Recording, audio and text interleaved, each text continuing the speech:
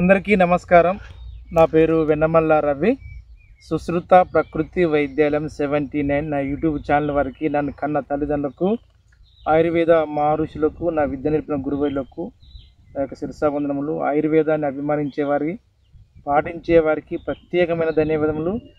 సహజ సంపద కానీ, ప్రభుత్వ ఆస్తులు కానీ, దేశభక్తి కలిగిన వ్యక్తికి ప్రత్యేకమైన ధన్యవాదాలు తెలియజేస్తూ, ఆయుర్వేద అభిమానులారా, నేను చెప్పుకుంటూ పోతున్న ఆయుర్వేద అన్వేష భాగంలో ఎంతోమంది కోరిక మేరకే ఈ రోజున చెప్పబోయే విషయం, యావత్ ప్రపంచ లోకమంతా ప్రతి జీవి కానీ, ప్రతి ప్రాణి కానీ ఇవన్నీ జీవ స్థితిగతులను అమర్చుకొని నివసించే సూర్యచంద్ర భూభ్రమణాన్ని అనుకరించి ఆయా వాతావరణం బట్టి, ఆయా కాలకృతాన్ని బట్టి జీవించే లక్ష్య సాధనమే ఈ జీవ సక్రమణం.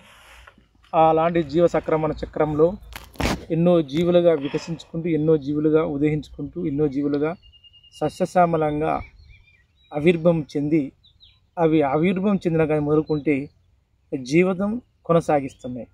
కానీ కేవలం మనిషి అనే మనిషి ఇలాంటి ఒక ఆవిర్భావాలు ఉద్భవించిన, ఆవిర్భావాల యొక్క రహస్యం తెలుసుకున్న, ఆవిర్భావాల యొక్క విచక్షణ జ్ఞానం తెలుసుకున్నా కానీ ఈ మనిషిలోని మనగడమైన ఏ విధంగా లోతైన విషయాలను తెలుసుకుంటాడో అనేక విధాలుగా అనేక సస్యశ్యామలమైన ఆ లోతుపరమైన వ్యాధులతో సతమతమవుతున్నారు. దానికి కారణం ఏంటంటే మనిషికి ఉన్న మేధాశక్తి సంపద్యంతోనే అదే మనిషి ఈ ప్రకృతిని వినాశనం చేయడానికి మొదటి కారణం. అది వాస్తవం కాదండి ఆయుర్వేద అభిమానులారా, అది 100% వాస్తవం. అందుకే ఈ రోజున చెప్పబోయే విషయం ఏంటంటే, యావతి యొక్క ప్రపంచాన్ని, విశ్వాన్ని చూసుకుంటే ఈ విశ్వాన్ని అన్ని జీవులకు, యావత్ ప్రపంచానికి, ఈ ప్రకృతిలో ఉన్న ప్రతి దానికి మూలాధార పురుష జన్మం కల వ్యక్తి, పురుష జన్మం ఇచ్చిన రహస్యం భూతం ఏదంటే సూర్యుడండి. అంటే అర్థమైంది ఆయుర్వేద అన్నమాట. ఈ ప్రకృతిని అంటే మనం నివసిస్తున్న ఈ పాలపుంత కుటుంబం, మన ఒక సౌర కుటుంబం. అంటే సౌర కుటుంబం అంటే సాధ్యమైనంత వరకు కొందరు తెలుసు, కొందరు తెలుస్తుంటుంది. కొందరు పెద్ద పెద్ద చదువులు చదివిన వాళ్ళే ఎక్కడిది అని కొన్ని అంటే వాళ్ళు అడగడనో లేక ఏదో అలాంటి వాళ్ళ విషయాలకు చెప్తాంటే, మన పూర్వీకులు అంటే దాదాపుగా కొన్ని వందల వేల లక్షల సంవత్సరాల తర్వాత భారత ఖగోళ శాస్త్ర మునీశ్వరులు ఆర్యభట్ట, అంతేకాకుండా సున్నను కనుగొన్న వాళ్ళు గొప్ప గొప్ప మహర్షులు, అంటే వాళ్ళ మహర్షులు అంటే సైంటిస్టులు మన భారతదేశ కాలజ్ఞానం బట్టి, అంటే ఈ ఆకాశంలో, ఈ విశ్వంలో కనిపించే నక్షత్రాల గుంపును సమూహం పట్టుకొని వాటి కాలకృతం బట్టి మన కాలజ్ఞానాన్ని నిర్వచించారు. అది 100% వాస్తవం. ఇది మిట్ట మధ్యాహ్నము, ఇది మధ్యరాత్రి, ఇది చందకాల, ఇది సాయంత్రం అని మన పూర్వీకులు ఆ కాలజ్ఞానం బట్టే అనేక విధములుగా ఆ రాశుల యొక్క సమూహంతో, ఒకటి ఎద్దు ఆకారంగా ఉన్నదని వృషభ రాశి, చాప ఆకారం ఉన్నదని మీనరాశి, ఓ కుండ ఆకారంగా ఉన్న నక్షత్రాల గుంపును ఏం చేశారు, అది కుంభరాశి అనుకుంటే కొన్ని రాశులతోని ఆ రాశుల కాలజ్ఞానం పట్టుకొని ఆటోమేటిక్గా మన యొక్క సముద్ర ఒడ్డుకు, అంటే దాదాపుగా శుక్లపక్షము అంటే కృష్ణపక్షమి శుక్లపక్షం అనేది రాసులలాగా, తిథుల్లాగా, అంటే కాడమి విధి అనే ఒక రోజులు ఒక తిథుల్లాగా పెట్టుకొని 14 రోజులు చీకటి, 14 రోజులు వెన్నెల వస్తాయి. 14 నుంచి 15 రోజులకు వచ్చినప్పుడు చీకటి నుంచి వెన్నెల్లోకి ప్రవేశించినప్పుడు ఒక రోజు గడుచుకున్న కొద్దీ దాన్ని 2 పక్షాలుగా విభజించుకున్నారు. ఆ పక్షాల గుంపు, ఈ నక్షత్రాల గుంపు, ఇటు సముద్రం యొక్క ఆటుపోట్లతోనే మన కాలజ్ఞానాన్ని, మన యొక్క భారత ప్రాచీన కాలజ్ఞానాన్ని ఆటోమేటిక్గా కనుగొని మనకు సంవత్సరాలు ఎన్ని, రోజులు ఎన్ని, గడియలు ఎన్ని, ఎన్ని నిమిషాలు అయితే, ఎన్ని గడియలు అయితే, ఎన్ని గడియలు అయితే ఒక రోజు అయితే, ఒక రోజు అయితే ఎన్ని, ఒక వారం అయితే, కొన్ని వారాలు కలిపితే ఒక పక్షం అవుతుంది, కొన్ని పక్షం కలిపితే ఒక నెల అయితే, కొన్ని నెల కలిపితే ఒక సంవత్సరం అవుతుంది, కొన్ని సంవత్సరాలు అయితే ఒక దీర్ఘాశ్వానికి సంబంధించిన సంవత్సరం అని మన కాలచక్ర పద్ధతి పూర్వీకులు ఎన్నో విధాలుగా విభజించుకొచ్చారు. అది 100% వాస్తవం. అదే పూర్వీకులను సైన్స్ అభివృద్ధి చెందిన తర్వాత లండన్ అంటే ఇంగ్లాండ్ యొక్క రాజధాని పక్కకు లండన్ అనే దాన్ని పట్టుకొని, అంటే గ్రీనిచ్ రేఖను పట్టుకొని సైంటిఫిక్లా ఆటోమేటిక్గా సైంటిస్టులు దాన్ని మన యొక్క గ్రీనిచ్ రేఖను ఆధారం పెట్టుకొని మన కొన్ని గంటలుగా విభజించుకొచ్చారు. అదే ఆ గంటలు విభజించిన కాంచోనే ఈ విశ్వంలో ప్రాణులు ఉన్నాయా ఒకసారి ఆలోచించిన ఆయుర్వేదం వల్ల. అంటే గ్రీనిచ్ రేఖను పరిమాణం తీసుకొని, అంటే భూమికి అక్షాంశాలు రేఖాంశాలు పట్టుకొని ఈ గ్రీనిచ్ రేఖను పరిమాణం తీసుకొని విశ్వవ్యాప్తంగా కొన్ని గంటలు, కొన్ని సెకండ్లు, కొన్ని నిమిషాలు, కొన్ని గంటలని ఈ విధంగా తీసుకొచ్చారు. అది ఎప్పుడు కేవలం ఒక 500-600 సంవత్సరాల కాలం నుంచే నేను చెప్పబోయే యొక్క గ్రీనిచ్ రేఖను లండన్ సమీపంలో, లండన్ ప్రాంతం సమీపంలో నగరాన్ని పట్టుకొని, ఆ నగర సమీపంలో గ్రీనిచ్ రేఖను పట్టుకొని ఈ కాలజ్ఞానాన్ని సైంటిఫిక్గా తీసుకొచ్చారు. ఈ సైంటిఫిక్గా తీసుకొచ్చిందే ఈ ప్రపంచానికి కాలజ్ఞానమా? ఈ ప్రపంచంలో ఉన్న ప్రతి జీవికి నిజమైన కాలజ్ఞానమా? ఆ కాలజ్ఞానము అనువర్తించక ముందుకు ఆటోమేటిక్గా ఈ సృష్టిలో జీవులు బతకలేదా? మనిషి బతకలేదా? 100% బతికింది. అదే పూర్వీకులు మన భారతదేశంలో ఉన్న పూర్వ కాలజ్ఞానాన్ని నక్షత్రాల గుంపును బట్టి, ఇంతకుముందు చెప్పిన నక్షత్రాల గుంపును బట్టి, తిథులను బట్టి, ఆ యొక్క మతులను బట్టి, శుక్ల పక్షాలను బట్టి కొన్ని మాసాలుగా విభజించురు. మరి ఆ విభజించే ముందుకు ఈ సృష్టిలో ప్రతి ప్రాణము బతకలేదా? 100% బతికింది. అంటే ఈ సృష్టిలో మానసి అనే మేధాశక్తి తన వైపు అంటే ఈ ప్రకృతినే తన వైపు అవలంబించుకోవడానికి ఎన్నో విధాలుగా శాయశక్తులు చెందినప్పుడు ఈ సృష్టిలో సర్వజీవులు, సర్వంలో ఉన్న యొక్క నక్షత్రాలు, గ్రహాలు, ఉపగ్రహాలు ఆటోమేటిక్గా ఈ విశ్వప్రాత్మంగా ఆ విశ్వ ప్రాతిపాదికను బట్టి వాటి విధులు నిర్వచించుకుంటూ పడ్డాయి. అంటే ఏ కాలంలో సూర్యుడు ఎటు తిరగాలి, ఏ కాలంలో సూర్యుడు ఎటు అస్తమించాలి, సూర్యుడు తిరుగుతారంటే ఆయుర్వేదాభిమానారా అంటే భూమి భ్రమిస్తూ ఉంటుంది. ఉదయము భూభ్రమణము, పరిభ్రమణం. భూభ్రమణం కనుక తన చుట్టూ తాను తిరగడం వల్ల రాత్రి పగలు ఏర్పడుతుంది. అదే సూర్యుని చుట్టూ తిరగడం వల్ల మనకు నెలలు, ఋతువులు, అంతేకాకుండా ఆయా కాల ప్రమాణం ఏర్పడుతుంది. అందుకే సూర్యుడు తన చుట్టూ తాను తిరుగుతూ ఆటోమేటిక్గా సూర్యుని చుట్టూ కూడా తిరుగుతుంది. అందుకే ఈ కాలజ్ఞానం ప్రధానంగానే మనకు సంవత్సరాలు, నెలలు అనేది ఈ ఋతువులు అనేవి ఏర్పడ్డాయి. ఇలాంటి ఋతువును ఆటోమేటిక్గా ఏదన్నా సూర్యుడు ఈ విశ్వానికి మూల పురుషుడే. ఇటు సూర్యుడు లేకున్నా, లేదంటే ఈ భూమి లేకున్నా, ఈ రెండోటి మధ్య అనువంశకమైన మార్పులు రానప్పుడు ఈ సృష్టిలో సర్వజీవులు బతుకుతాయా? ఒకసారి ఆలోచించండి ఆయుర్వేద అభిమానులారా. 100% బతుకాయి. ఎలా? ఎగ్జాంపుల్ చెప్తాం. ఈ సూర్యుడు ఆటోమేటిక్గా ఎండాకాలం ఉన్నది, అంటే వేసవికాలం ఉన్నది. ఈ వేసవికాలం ఉన్నప్పుడు ఆటోమేటిక్గా ఏం చేస్తాడు? పరిణాత్మకమైన జీవకణాలతోని జీవాంశం ఏర్పడుతుంటుంది. అంటే జీవాంశం అంటే ఈ సృష్టిలో సర్వజీవులు వాటి జనించడము, వాటి నశించడము, మళ్ళీ తిరిగి పునరావృతం చెందడము, ఆ తిరిగి పరివర్తన చెంది కొన్ని సస్యశ్యామలమైన జీవుల్లాగా లేవడం జరుగుతూ ఉంటుంది. అది అండి ఈ యొక్క సూర్యునికి, ఈ యొక్క భూమికి, ఈ యొక్క ఆకాశానికి. ఇవన్నీ ఎప్పుడు జరుగుతుంది అంటే సూర్యుడు తన గమనంలో ఉండి సూర్యుడి చుట్టూ భూమి భ్రమించేటప్పుడు ఆయా కాలాన్ని బట్టి సూర్యుడు ఎటువైపు ఇదే స్థానంగా ఉంచి ఆ యొక్క పాలపుంతులో నక్షత్రాల గుంపులతోని, ఆ నక్షత్రాలతోని సూర్యుడు చేసేటప్పుడు ఆ సూర్యుని సమీపంలోని భూమి కూడా అవి తన చుట్టూ తిరుక్కుంటూ సూర్యుని చుట్టూ తిరిగేటప్పుడు ఆ నక్షత్రాల గుంపుల యొక్క ఆకారాలతోని వలన మనకు సంవత్సర కాలం పడుతుంటుంది. ఆ సంవత్సరం కాలం పట్టే సమయంలో భూమి ఆటోమేటిక్గా భ్రమించే సమయంలో ఒక ప్రాంతంలో కొద్ది కాలం వరకు భూమి కొద్ది వైపు వాలి వంగడం వల్ల కొద్ది కాలం ఒక విధమైన కాలం ఏర్పడుతుంది. అదే కొద్ది నిజేచ్ఛముగా భూమి భ్రమించేటప్పుడు ఒక కాలం ఏర్పడుతుంది. అదే నిజేచ్ఛం కాకుండా ఇటు వంగి కాకుండా తనకు తానే నిశ్చయంగా ఎలాంటి ఒక అభిప్రాయ భేదం లేకుండా తన నిశ్చల స్థితిలో భూమి గంగ భ్రమిస్తే అప్పుడు ఒక కాలం ఏర్పడుతుంటుంది. అలా అందుకే ఈ సూర్య చంద్ర గమనాన్ని, ఈ యొక్క భవనాన్ని పట్టుకొని ఈ యొక్క వాతావరణాన్ని మనం ఆటోమేటిక్గా ఒక ఊత పదంగా ఇన్ని 3 కాలాలుగా విభజించాం. ఒకటి శీతాకాలము అంటే ఒకటి శీతాకాలము, వేసవికాలము, వర్షాకాలము. అందుకే ఆయా ఛాయాచిత్రాలను బట్టి, ఆయా వాతావరణాన్ని బట్టి ఆ భూభ్రమంలో జరగవలసి వచ్చిన స్థితిగతులు ఏ విధంగా స్థితిగతులు జరుగుతుందో మన శరీరంలో కూడా అదే విధంగా స్థితిగతులు జరిగే విశ్లేషణాత్మకంగా అవయవాలు ఉన్నాయి. ఏ అవయవాలు ఉన్నాయి అంటే, మన సూర్యుడిని ఒక విధమైన ఆలోచించినప్పుడు మన శరీరానికి ఒక ఉష్ణమండలం అనేది, ఒక సూర్యమండలం అనేది ఒక భాగం ఉన్నది. అది ఏది? మన శరీరాన్ని మొత్తం నిశ్చల స్థితులను ఉంచి అక్కడ సూర్యుడు ఎంత పవిత్ర స్థానముగా, ఏ విధంగా పవిత్ర గానముగా ఏ విధంగా చేస్తున్నాడో దాన్ని చూపించే ఒక అతి ముఖ్యమైన అవయవం ఏంటంటే దానే లివర్, దానే కాలేయం, దానే కార్యం.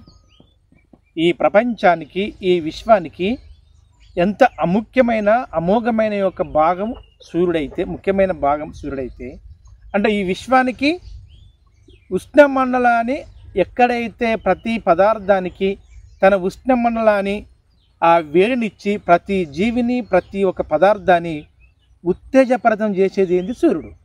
అదేవిధంగా మన శరీరంలో ఉండవలసిన ప్రతి అణువణువు, ప్రతి మైటోకాండ్రియాకు, ప్రతి కణానికి తన యొక్క రక్తంలో కలిసిపోయే ఆమ్లతత్వాన్ని, ప్రతి ఒక్క జీవకణాన్ని ఉత్తేజపరితం చేసేది ఏంటంటే లివర్.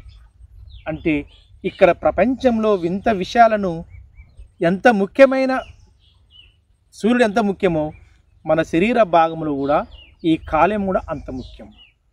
అంటే ఆ కాల్యాన్ని మన శరీర సూర్యునిలాగా భావించుకున్నప్పుడు ఆటోమేటిక్గా అక్కడ వాతావరణం ఈ విశ్వానికి, ఈ ప్రపంచానికి మూలపురుషమైన మూలదాయకమైన పదార్థము, మూలదాయకమైన ఈ విశ్వానికి అంధకారంలో ఉండవాళ్ళ జీవులను నశింపజేయకుండా జీవింపజేసే ఒక విధమైన పదార్థం ఏదంటే సూర్యగోళం.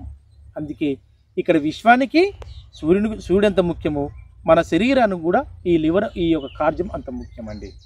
అలా ఎలా చేస్తుంది అనే ఒక భాగంలో చెప్పుకోబోతుంటే, ప్రేక్షక దేవులకు ప్రతి ఒక్కరికి నేను ఒక శిరస ఉంచి వందనం చేస్తూ, అంతేకాకుండా నన్ను అభిమానించే నా యొక్క వ్యూవర్స్, ఫాలోవర్సు, అంతేకాకుండా నా నుండి ఏది ఆయుర్వేదం లేక ఏదో అల్లోపతి ఏ వైద్యం చేయించుకుంటారో వాళ్ళందరికీ ఫాలోవర్స్కు ప్రత్యేకంగా ధన్యవాదాలు చేస్తూ, గురువు గారు ఈ రోజున చెప్పబోయే ఏంటంటే, దాదాపుగా ఏదో ఎంతో అభయశీసి అంటే లావుగా ఉండి, లేదంటే మనం తీసుకోవాల్సిన ఆహార పదార్థాలు ఎన్నో విధాలుగా ఎన్నో పదార్థాలుగా ఉండి మన శరీర అవయవాలు అతి ముఖ్యమైన అవయవమైన లివర్ సంబంధించిన లివర్ యొక్క గాలి బార్డర్ అంటే గాలి గదులతోని నిండే పైత్యరాసాన్ని నింపే అతి ముదురు ఆకుపచ్చ రంగు కలిగి కొన్ని పొరల మడతలతోని కలిగి ఉన్న యొక్క సంచే పిత్తాశయం.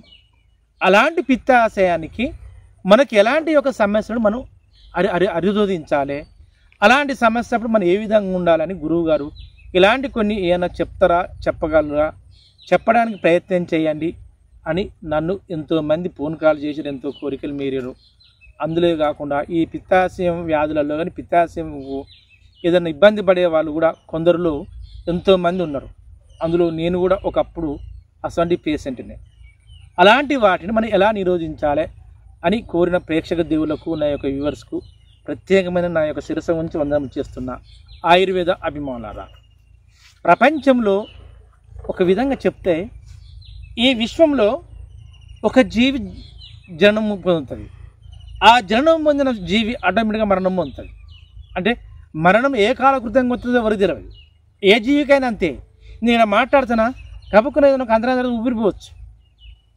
ఒక అక్కడ పక్షిని అర్థం చూడండి, ఆ పక్షికి అంతరాయం జరగవచ్చు. అంటే మన జన్మ రహస్యం అనేది, మన పుట్టుక రహస్యం అనేది, మన యొక్క ప్రాణరహస్యం అనేది మన తలరాతను బట్టి ఉంటుంది. అలాంటి అప్పుడు మన ఎలాంటి యొక్క సమస్యలు వచ్చినా, ఈ విషయాన్ని ప్రళయాన్ని పెద్ద ప్రళయం వచ్చినా ఆ ప్రళయంతో మనం ఏ విధంగా అంతర్యమైన శక్తివంతమైన శక్తి యుద్ధంలాగా చేసి మనం ఏ విధంగా బయటపడాలి, ఏ విధంగా దాన్ని నిరోధించుకోవాలని ఆలోచించి దాన్ని నిరోధించి నిక్కచక్కముగా నిలబడి బతికిన వాళ్ళే గొప్పవాళ్ళు. ఎంతోమంది మేము చాలా పేదరికంలో ఉన్నాం. ఈ రోజుల్లో పిత్తాశయం యొక్క ఆపరేషన్లు చేస్తే, అంటే పిత్తాశయంలో అంటే కార్యం యొక్క గాల్ బ్లాడర్లో ఏంటి అన్నట్లు టోన్స్ లాగా వచ్చి, ఆ టోన్స్ లాగా వచ్చిన పదార్థాలు ఏ విధంగా వస్తుంది, ఆ వచ్చిన దాన్ని ఏదో విధంగా ఆపరేషన్ చేస్తారు. చివరికి పిత్తాశయం కూడా తొలగిస్తారు. ఆ పిత్తాశయం తర్వాత మళ్ళీ మిగతా కార్జన కూడా తొలగిస్తారు. ఇలాంటి ఒక భయం ప్రతనమైన ఒక విషయాలు ఉన్నాయి.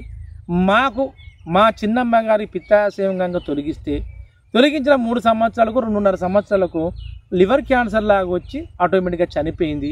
ఇలాంటి సమస్యలకు ఏమైనా దారి చూపండి గురువు గారని ఎంతోమంది దాదాపుగా నాకు ఈ మధ్యన ఒక నెల అంటే దాదాపుగా 25 నెలల మధ్యన కాలంలో ఒక 250 మంది దాదాపుగా ఒక 150 200 మంది వరకు 250 మంది వరకు ఫోన్ కాల్ చేశారు. డైరెక్ట్గా నేరుగా వచ్చి కలుసుకున్నారు. వాళ్ళందరికీ నేను చేతులు ఇచ్చి మిమ్మల్ని ధైర్యం చెప్పేది ఒకటి ఆయుర్వేద అభిమానులారా, మేము ఎంతోమంది ఎక్కడికి ఇది అనాథ ఆశ్రమంలాగా అడుక్కు ఏమీ లేని పరిస్థితులుగా వెళ్ళి కొన్ని లబ్ధిగా కొంచెం సొమ్ము సమకూర్చుకొని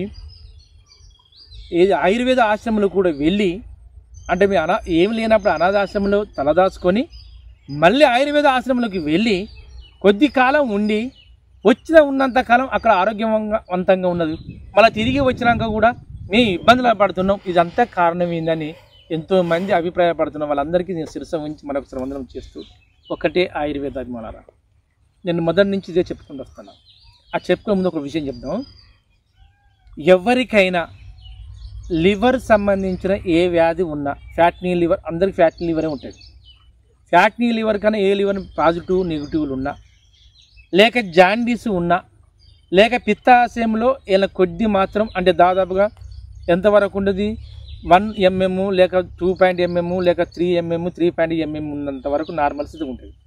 3.5 mm 4 mm దాదాపు 5 mm ఎంతో పరిమాణాత్మకంగా ఒక ఎక్కువ మోతాదు కనుక ఆటోమేటిక్గా లివర్లో పిత్తాశయంలో టోన్స్ ఉందనుకోండి, అప్పుడు మనం సర్జరీకి వెళ్ళడమా ఆపరేషన్కి వెళ్ళడమా లేక దాని యొక్క ఇన్స్పెక్షన్ బట్టి ఏదన్నా ఒక ఇబ్బందిలో పడే అవకాశాలు ఉంటాయి. అప్పుడు ఫర్దర్ ఆ స్పెషలైజేషన్ కలుసు. డబ్బు ఉన్న వాళ్ళు స్పెషలైజేషన్కు, డబ్బు లేని వాళ్ళు గవర్నమెంట్ హాస్పిటల్కు, ఏం లేని వాళ్ళకో ఏదో దేవుడి దిక్కు ఒక ఆయుర్వేదం వైపు మలుతారు. అలాంటి నేను చెప్పేది ఒకటే, జమరాశ్యమైన అంటే మన జన్మరాశ్యమైన జీవితాన్ని గడపడానికి నిక్కచక్కంగా నిలబడి వ్యాధులను నిరోధించాలి, అంటే అధిగమించిన వాళ్ళే గొప్పవాళ్ళు. కానీ కుంగి కూర్చుంచిపోయి ఆస్తులు అమ్ముకొని డబ్బులు లేక కొందరు ప్రాణార్పణ చేయడానికి కొందరు పూనుకుంటారు. అట్ట కావద్దు, ఏ వ్యాధి అయినా అంతే. ఈ విశ్వంలో ప్రతి దానికి పరిష్కారం ఉంది. అది ఇప్పుడు నిజం కాకపోవచ్చు, కొద్ది కాలం తర్వాత నిజమైతే దాని ఫలితాలు వస్తాయి. ఆ ఫలితాలకు కష్టించి శ్రమించడానికి ప్రయత్నం చేయాలి. వాళ్ళందరికీ నేను ఒకటే చెప్తున్నా, ఏ లివర్ సమస్య అయినా మంచిగా రండి ఆయుర్వేద అభిమానులారా.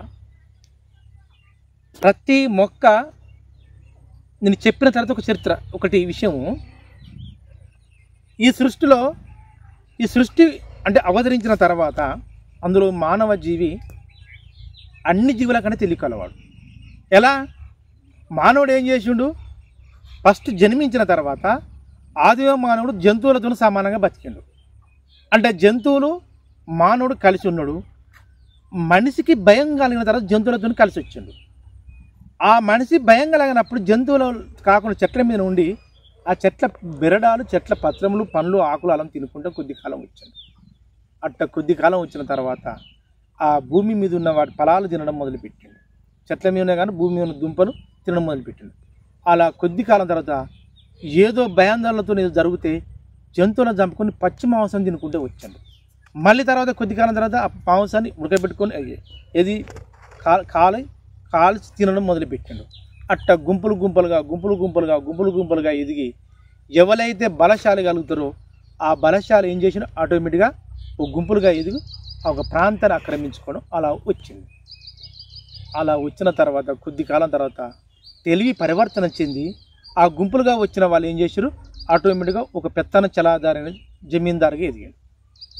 అదే తర్వాత ఆ జమీందారుగా ఎదిగిన తర్వాత ఆటోమేటిక్గా కొద్ది మంది తప్పిపోయిన వాళ్ళు, తెలివిగల వాళ్ళు ఎవరో ఉండి కొన్ని జ్ఞానాన్ని నేర్చుకున్నారు, అంటే జ్ఞానాన్ని కనుగొన్నాడు.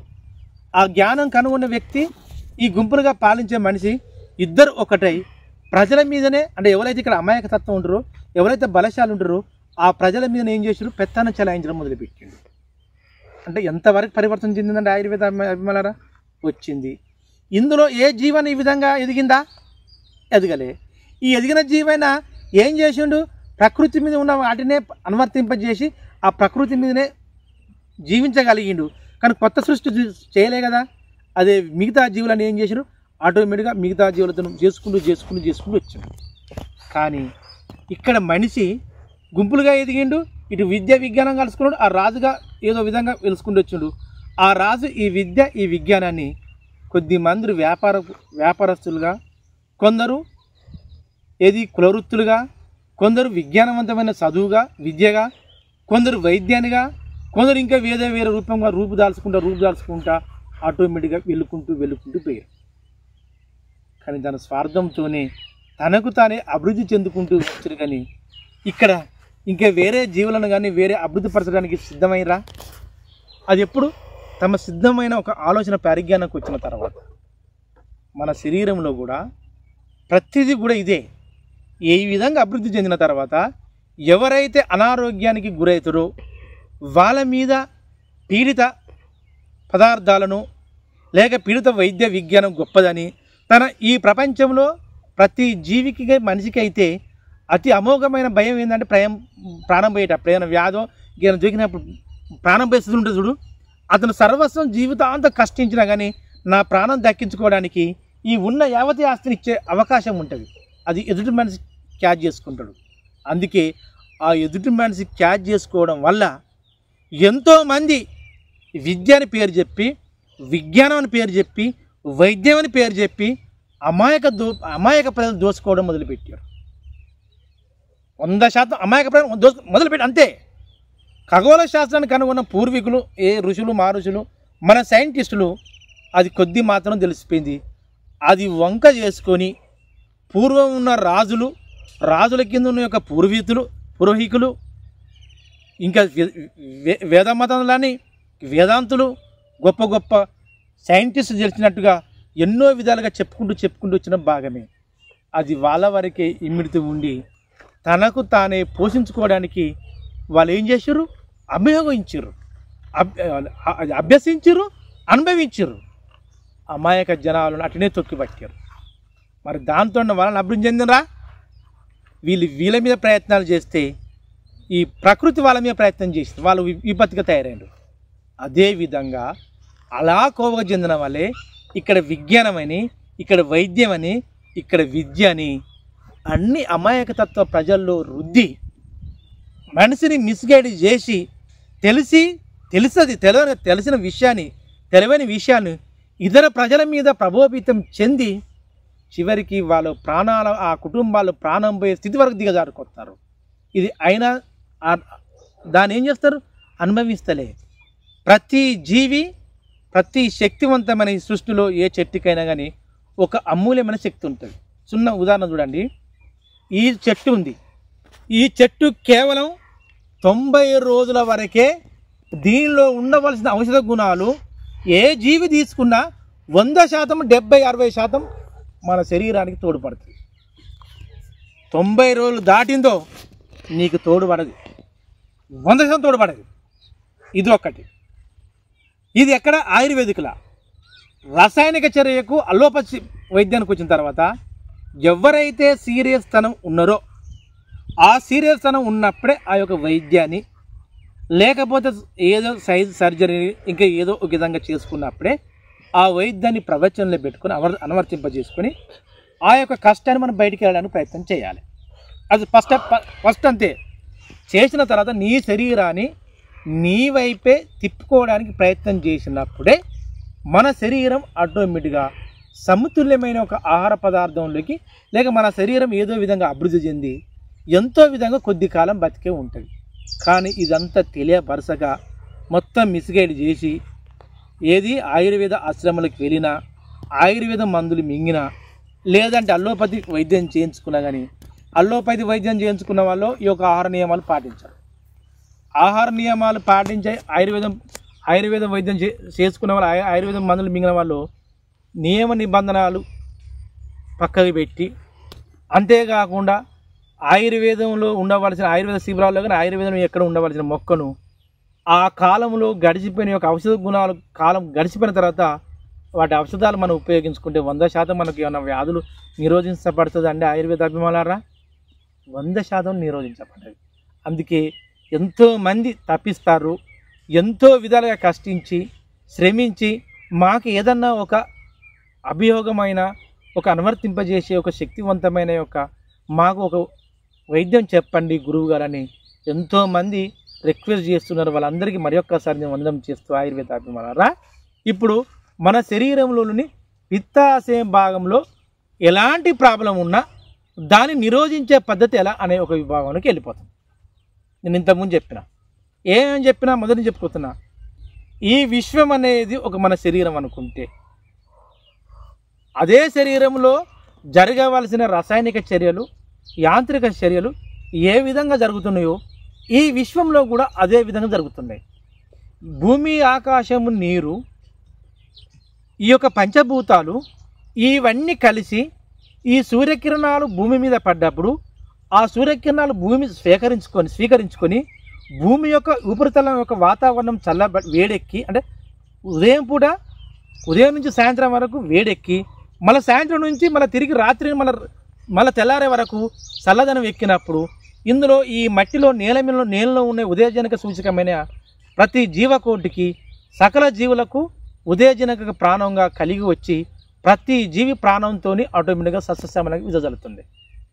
ఓన్లీ ఈ రెండింటికి మధ్య ఉద్యాత్మిక చర్య జరిగినప్పుడే ఈ మంచిగా ఆయుర్వేద అభిమానాలు ఇది ఉద్యాత్మిక చర్య జరిగినప్పుడే. అదేవిధంగా యావత్ మన శరీరం అనే ప్రపంచంలో మన నోటి నుంచి ఏమైనా ఆహార పదార్థాలు తీసుకున్నప్పుడు ఆటోమేటిక్గా మన నోటిలో లాలాజల గ్రంథువులో మన ఆహార పదార్థాలు తీసుకున్నప్పుడు మన నోట్లో అటో ఇటో అంటే దాదాపుగా 3 జతల లాలాజల గ్రంథువులు కనుక మన చిన్న దవడ అంటే కింది దవడ పై దవడ కింద నవ్వినప్పుడు ఘన పదార్థం నుంచి మొదలుకుంటే ద్రవ పదార్థాల వరకు మార్చుకొని ఆటోమేటిక్గా అన్నవాహిక నుంచి జీర్ణాశయంలోని ఆ జీర్ణాశయంలో ఉన్న కొన్ని జలరసాలతోని ఆటోమేటిక్గా ఆ జీర్ణాశయంకు పై పక్కన ఒక గొడుగులాగా మన కుడివైపుగా ఉన్నప్పుడు ఆ దానే ఏమంటారు ఆమ్లతత్వాన్ని కలిగించే ఒక భాగం ఏంటంటే మన జీర్ణాశయ కాలేయం దానే లివర్ అంటారు. ఆ లివర్కి మధ్యస్థం నుంచి మొదలుకుంటే ఇటు జీర్ణాశయం కొద్దిగా అడుభాగం నుంచి ఇటు చిన్నపేగు మధ్య నుంచి అంటే ఇటు లివర్ను ఇటు చిన్నపేగును కలిపే మధ్యస్థంగా ముదురు ఆకుపచ్చ రంగును కలిగి ఉన్న యొక్క భాగమే పిత్తాశయం. అది దాదాపుగా 8 ఇంచుల నుంచి దాదాపుగా 6 ఇంచుల నుంచి 8 ఇంచులు 8 ఇంచుల నుంచి 10 ఇంచులు 10 ఇంచుల నుంచి దాదాపుగా 12 ఇంచుల వరకు వ్యాప్తి చెంది ముదురు ఆకుపచ్చ రంగు కలిగి ఉండి ఎప్పటికీ నిత్యము దాదాపుగా ఒక 50 మిల్లీలీటర్ల చూడండి మంచిగా ఒక 50 మిల్లీలీటర్ల పైత్యరసాన్ని నిల్వ చేసుకునే భాగం ఏంటంటే పిత్తాశయం. ఆ పిత్తాశయంతో వండుకుంటూ మన జీర్ణాశయంలో ఆహార పదార్థం జీర్ణం అయ్యే సమయంలో ఇటు జీర్ణాశయం నుండి ఆటోమేటిక్గా చిన్న పేగులకు వెళ్ళేటప్పుడు ఇటు జీర్ణాశయం మధ్యన ఈ చిన్న పేగు మధ్యన ఆటోమేటిక్గా క్లోమగ్రంథి ఉంటుంది. ఈ మంచిగా ఆయుర్వేద అభిమానులు ఏముంటుంది క్లోమగ్రంథి ఉంటుంది.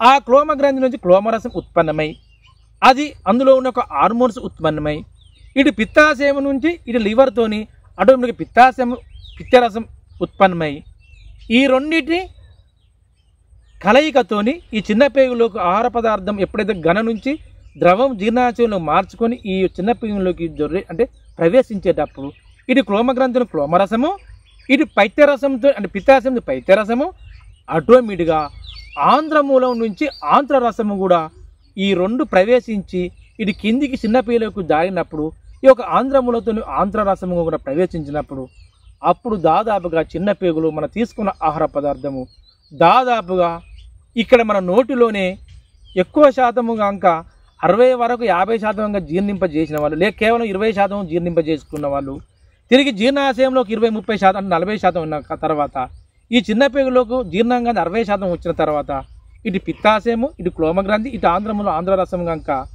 ఉత్పన్నమై దాదాపుగా చిన్న పేగులోనే ఒక 70-80% వరకు జీర్ణమైంది. ఆ జీర్ణమైన ఆహార పదార్థము తిరిగి పెద్ద పేగులోకి ప్రవేశించి ఆ పెద్ద పేగులో ఉన్న కొన్ని జఠరాసాలు ఇంకా పూర్తిగా ఆహారాన్ని పూర్తిగా జీర్ణింపజేసి పాయు మార్గంగా చేరుకున్నాక అదే పాయు మార్గంలో ఆహార పదార్థాన్ని ఆడ పూర్తిగా జీర్ణింపజేసుకొని ఆ పాయు మార్గం నుంచి మరియు ఈ యొక్క పెద్ద పేగు నుంచి ఇటు చిన్న పేగు నుంచి ఆ పేగు లోని వైపుల గోడలకు స్వేదరంధ్రాలు రక్తనాళాలు తన శక్తిని గ్రహించుకొని శరీర భాగాలకు అందజేసి మిగతా ఆహార పదార్థ వ్యర్థ పదార్థాన్ని వాయురూపకంగా బయటికి విసర్జింపజేసే క్రియ జీవక్రియ. ఇది 100%, ఇది వాస్తవం. ఇది ప్రతి మనిషిలో, ఇది ప్రతి జీవిలో కావాలి. కానీ నేను ఇంతకుముందు చెప్పిన విధంగా ఈ బాహ్య ప్రపంచంలో, ఈ భూమి, ఈ ఆకాశంలో ఈ మధ్యన పరస్పరం ఒక చర్య జరగడం వల్ల ప్రతి జీవికి ఏ విధమైన ఒక సృష్టికర్తమైన భావన కలిగిందో, సృష్టికర్తమైన జీవనం సృష్టించదో, ఇక్కడ పిత్తాశయంలో కూడా, ఇక్కడ పిత్తరసం కూడా ఆటోమేటిక్గా సహజ సిద్ధంగా ఆటోమేటిక్గా జీర్ణమై అది ఒక కొన్ని 50 మిల్లీలీటర్ల వరకు పైత్యరసం ఉత్పన్నం అయ్యేటప్పుడు మన జీర్ణమైన పదార్థాన్ని జీర్ణ క్రమంలో ఆ పైత్యరసం కనుక ఉత్పన్నమైతే మనకు ఎలాంటి ఇబ్బంది లేనప్పుడు ఈ యొక్క మన జీర్ణక్రియలో ఏ విధంగా అయితే ఊము ఈ విధంగా రావాలి, చీముడు ఈ విధంగా రావాలి, మన యొక్క మలం ఈ విధంగా రంగు కలిగి ఉండాలి, ఈ మూత్రం అంటే మన యొక్క మూత్రం ఈ విధంగా రంగు కలిగి ఉండాలని నిర్ధారించి ప్రతి ఒక్క జీవక్రియకు ఉత్పన్నం చేసే యొక్క అది రసమే, జలరసమే ఈ యొక్క పైత్యరసం, అదే పిత్తాశయం. ఇట్ట మన జీర్ణక్రియలో పిత్తాశయము అతి అమోఘమైన శక్తిని, అతి అమోఘమైన క్రియలో అతి బాధ్యతగా వహిస్తుంది. ఇక్కడ విశ్వంలో కనుక ఎలాంటి ఒక అటు సూర్యకిరణాలకు, ఇటు భూమి యొక్క ఉపరితలకు ఏ విధంగా అయితే చర్యను గడుపుకొని ప్రతి జీవికి ఉదయజనకంగా ఉపయోగపడుతుందో అదేవిధంగా ఈ సృష్టి అనే ఒక ప్రపంచంలో మనం తీసుకున్న ఒక ఆహార పదార్థం ఏ విధంగా ఉదయజనకంగా జీర్ణింపజేసి సహజసిద్ధమైన జీర్ణక్రియకి ఎటు ఉపయోగపడుతుందో ఆ విధంగా సహజ సిద్ధాంతమైన జీర్ణక్రియకు సునాయాసంగా ఉపయోగపడే యొక్క రసమే మన పిత్తరసం. ఇది మన పిత్తాశయం చేయవలసిన గొప్ప ఘనకార్యం. అసాంటి పిత్తాశయానికి ఈ సృష్టిలో ఎలాంటి ఒక అనార్థాలు జరిగినప్పుడు ఏ విధంగా అనర్గళమైన చెడు విధానాలు కనిపిస్తున్నాయో మన శరీరంలో గాంక ఎలాంటి యొక్క అనర్గళమైన ఈ పిత్తరసంతో శరీరాన్ని యథాతనంగా ఉంచే యొక్క భాగానికి ఎలాంటి ఒక అనర్గళమైన ఆటంకాలు జరుగుతాయి, మన శరీరం ఏ విధంగా కుంగి కుషించిపోద్దో ఒక్కసారి మీరు ఆలోచించండి. ఆయుర్వేద అభిమానులారా, 100% మన శరీరానికి ఎంతో ఒక విధంగా అభివృద్ధి పథకంలో జీర్ణక్రియ జరగకుండా అన్ని అనంతరమైన క్రియలు చివరికి జరిగి పిత్తాశయం సమస్యలు ఏర్పడి ఆ విధంగా జరిగి ఆ పిత్తాశయంలో ఉన్న ట్యూనర్లు ఏర్పడడం, ఆ పిత్తాశయంలో రాయి లేక వేరే ఒక టోన్స్ లాగా ఏర్పడి ఆటోమేటిక్గా పిత్తాశయం నుంచి దాదాపుగా లివర్కి వచ్చి ఆ లివర్ క్యాన్సర్ లాగా దారితీసే అవకాశంగా ఉంటుంది. ఇవి ఎలా వస్తుంది అనే ఒక మార్గంలోకి వెళ్ళిపోదామండి. ఇది ఎలా వస్తుందని చెప్పేటప్పుడు ఒక విధమైన ఏదొచ్చినా కానీ నివారణ పద్ధతిలోకి వెళ్ళిపోయేటప్పుడు చెప్దామండి. ఇదేంది? ఇది జీలకర్ర. ఇదేందండి? అంజూర ఆకు. దీని అంజూర చెట్టు నుంచి ఉండాలి. ప్రతిది కూడా అంజూర చెట్టు అయినా జీలకర్ర అయినా ఏదైనా కానీ దాదాపుగా ప్రతి ఒక్కరిని వేడుకునేది ఒకటేనండి ఆయుర్వేద అభిమానులారా. ప్రతిది కూడా మన యొక్క ఆధీనంలోకి, అంటే చెట్టు ఆధీనంలోకి ఉండాలని నాకు లక్ష్య సాధన. అయితే ఈ యొక్క లివర్ సమస్యలు వచ్చే దాని మార్గాలు ఎన్నో ఉన్నాయి. అవి వచ్చేటప్పుడు ముందు చూద్దాం మంచిగానండి ఆయుర్వేద అభిమానులారా. అంటే కొందరు చెప్తారు దీనికి వచ్చే మార్గాలు ఏంటంటే జెన్యుటెక్ ప్రాబ్లం, అంటే లివర్ సంబంధించిన వ్యాధులు ఉంటారు చూడండి. ఒక వంశంలో మన తాతకో ముత్తాతకో వరకైనా 4-3 తరాల వరకు లివర్ క్యాన్సర్ అనో, లేదంటే లివర్కు వచ్చో, లేదా పిత్తాశయం సంబంధించిన వాళ్ళు, అంటే ఆ యొక్క లివరు ఆ యొక్క ఆంధ్రమూల సంబంధించిన ఏ వ్యాధులు ఉన్న వరకు వాళ్ళు రావడానికి ఒక కారణం. అంతేకాకుండా మనం ఒక తీసుకోవలసిన ఆహార పదార్థాలు అనే ఒక కారణం. ఎక్కువ శాతము మన యొక్క దాదాపుగా ఫస్ట్ మెయిన్ ఏంటంటే ఒబేసిస్, అంటే బాగా లావు ఉండడానికి కారణం కూడా అది కూడా ఉంటుంది. అంతేకాకుండా మన ఆహార పదార్థాలు, మనం తీసుకోవాల్సిన ఆహార పదార్థాలు బాగా చూడండి. కాల్షియం పదార్థాలు ఉంటాయి. ఓ ప్రాంతంలో ఇది బాగా నీళ్ళ మీద ఆధారపడి ఉంటుంది. ఒక ప్రాంతంలో మన నీరు కనుక నిర్ధారణ చేస్తే ఒక నీటిలో ఎక్కువ కాల్షియ పదార్థం ఉంటుంది. అలాంటి కాల్షియ పదార్థాలు కనుక తీసుకున్న లివర్ కానీ పిత్తాశయం, అంటే లివర్ యొక్క గాల్ బ్లాడర్లో ఖచ్చితంగా టోన్స్ ఏర్పడే అవకాశం ఉంటుంది. అంతేకాకుండా ఎక్కువ శాతం మన కాల్షియ పదార్థాల టాబ్లెట్స్ ఎక్కువ తీసుకున్నా, అంతేకాకుండా ఒక మనిషికి కానీ మన యొక్క ఎవరికైనా మానవుని కనుక ఎక్కువ కొలెస్ట్రాల్ కనుక మన రక్తంలో కనుక మలినాలు కనుక ఏర్పడే అవకాశం ఉంటే అందులో కూడా ఈ గాల్ బ్లాడర్లో ట్యూన్స్ వచ్చే అవకాశం కూడా ఉంటాయి. వాటి అన్నింటి మనం ఎలా నిరోధించాలని ఒక సమయంలో చెప్పుకునేటప్పుడు ఒక విధంగా చెప్తే ఈయనండి ఆయుర్వేద ద్వారా. ఇంతకుముందు చెప్పింది ఏంది, సొంటి చూపేలేక సొంటి తర్వాత ఫస్ట్ ఏంటంటే ఇది ఏంటండి, ఇది అంజూర ఆకు, ఇది ఒక ఇది ఏంటండి జీలకర్ర. దీని మంచిగా నన్ను గుర్తు ఆయుర్వేద ద్వారా. ఈ ముక్కను ఏం చేయండి, దాదాపుగా 3 ముక్కలు చేయండి. అంటే 3 ముక్కలు చేయండి. చేసి మన శరీరానికి అధికమైన శక్తినిచ్చే కొన్ని క్షీరవృక్షాలు ఉన్నాయి. అవి ఏమున్నది, రావి, మర్రి, జివి, మేడి చెట్లు ఇవి ఉన్నాయి. మోదుగు చెట్టు అయినా లేదంటే జివి చెట్టు అయినా రావి చెట్టు ఏదని లేదు. అవి కొన్ని ముక్కలు తీసుకురండి, అంటే ఎండిపోయిన ముక్కలు తీసుకురండి. ఆ ముక్కలతో ఇది కొంచెం మంట పెట్టండి. ఈ ఒక ముక్కను ఏం చేయండి, ఈ ఒక ఆకును ఆ ముక్కలకు ఆ మంటకు ఆటోమేటిక్గా దీన్ని ఏది కాల్చండి. దాని ఏంటంటే కొద్దిగా కాపండి. ఈ కాపిన ఒక ఆకును తీసుకొని ఈ జీలకర్ర కనుక వేసుకొని, జీలకర్ర కూడా కొంచెం దూరంగా వేయించాలి. ఎందుకంటే ఎక్కడి నుంచో వస్తున్నాయి వాటి మీద బ్యాక్టీరియాస్ ఉంటాయి. ఈ పత్రం ఉండే బ్యాక్టీరియాస్ ఉంటాయి కదా, మంచి స్వచ్ఛమైన నిర్మలమైన దాన్ని తీసుకొని ఈ సోంపన్న కలుపుకొని ఆటోమేటిక్గా దవడకి వేసుకొని రోజు ఉదయం, మధ్యాహ్నం, సాయంత్రం అంటే దాదాపు ఈ ముక్కుని కానీ ఒక 5-6 పూటలు చేసుకోవచ్చు. ఈ ముక్క చేసుకొని ఆటోమేటిక్గా చేసుకుంటే ఆటోమేటిక్గా మన లివర్ సమస్యలు ఉన్నది ఏదైనా కానీ, లివర్లో జాండీస్ ఉన్నా, షార్ట్నియల్ లివర్స్ ఉన్నా, లేక పిత్తాశయంలో ట్యూన్స్ ఉన్నా ఏదైనా కానీ అది పూర్తిగా దగ్గకున్నా కానీ తిరిగి మళ్ళీ ఎక్కువ పెద్ద పునరావృతం చెందకుండా ఆపే శక్తివంతమైనది ఈ యొక్క జీలకర్రలో ఈ యొక్క అంజూర ఆకులు ఉన్నదండి. ఇది 100% వాస్తవం. ఇంకా అమోఘమైన శక్తివంతమైనవి ఇంకెన్నో మార్గాలను చెప్పుకుంటూ పోదాం. ఆ చెప్పుకునేటప్పుడు ఇంతకుముందు చెప్పిన విధంగా మన లివర్ సంబంధించిన ఏంటంటే, మన శరీరంలో ఆటోమేటిక్గా ఎక్కడైతే మన శరీరంలో రక్తంలో శుద్ధిగా ఇంకా అపరిశుభ్రమైన రక్తం ఏర్పడదనుకో, అంటే చెడు కొలెస్ట్రాల్ కనుక ఏర్పడదనుకో, 100% అక్కడ ఒక పిత్తాశయంలో అంటే లివర్లు మధ్యస్థ భాగం ఉండి ఈ చిన్న పేగు మధ్యస్థ భాగంలో కలుసుకుపోయే పిత్తాశయం భాగంలో ఆటోమేటిక్గా ఆ లివర్లో అంటే ఆ యొక్క పిత్తాశయంలో ఆ గాల్ బ్లాడర్లో ఖచ్చితంగా చిన్న చిన్న స్టోన్స్ లాగా చిన్న చిన్న రాళ్ళలాగా ఏర్పడే అవకాశం ఉంటుంది.